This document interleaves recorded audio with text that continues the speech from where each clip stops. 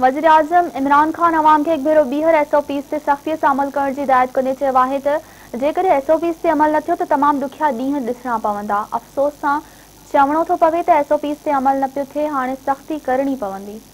लाहौर में कोरोना सूरत हाल बाबति इजलास खां पोइ मीडिया सां ॻाल्हाईंदे वज़ीर आज़म इमरान खान चयो त पाकिस्तान अमीर मुल्क हुजे हा त मुकमल लॉकडाउन आसान बणिजे हा। पाकिस्तान जी 25% आबादी गुरबत खां हेठि वारी ज़िंदगी गुज़ारे रही आहे। ग़रीब मुल्कनि लाइ स्मार्ट लॉकडाउन बहितर आहे।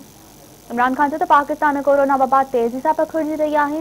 अफ़सोस सां चवणो थो पवे त अवाम SOPs ते अमल न पियो करे। जेकॾहिं कारोबार शुरू करण जो मौक़ो मिलियो आहे त एहतियात करे वञे। वज़ीर आज़म चयो त कोरोना वायरस सबबि वॾी उमिरि ऐं बीमार माण्हुनि जी जाननि खे ख़तरो आहे। अवाम एहतियात कंदो त अस्पतालनि ते दबाव बि घटि पवंदो। SOPs ते अमल दरामद लाइ मुख़्तलिफ़ क़िस्म जा क़दम खयां वेंदा। अवाम जी ज़िम्मेवारी आहे त लॉकडाउन ते अमल करे। हुन चयो त हाणे बि कोरोना खे रोके सघिजे थो। अवामी हंधनि ते मास्क जो इस्तेमालु लाज़िमी बणायो वञे, छाकाणि त मास्क जे इस्तेमाल सां कोरोना जी तेज़ी सां पखेड़ 50% रोके सघूं था। वज़ीर आज़म जो चवणु हो त लॉकडाउन खे मजबूरी में ख़तमु कयूं, छाकाणि जो पोरहर तबिको तमामु घणो परेशान हो। हाणे सोचे सम्झे स्मार्ट लॉकडाउन कयो वेंदो त जीअं मईशत बि हले ऐं माण्हू बेरोज़गार बि न थियनि।